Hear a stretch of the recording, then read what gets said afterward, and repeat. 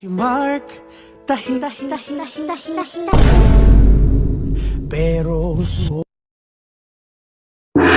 sigaw ang gawa para tayo'y guminhawa. Si Mark, masipag yan. Natatapos kahit naka-lockdown tayo. Kesa tumada, dinadaan sa gawa. Kesa pangako, tumutupad ng pangarap. Kesa mag-ingay, mapagkumbaba si Mark.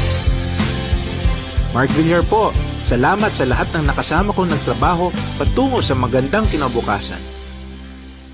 Mark Villar, hindi masalita, sumisigaw ang gawa.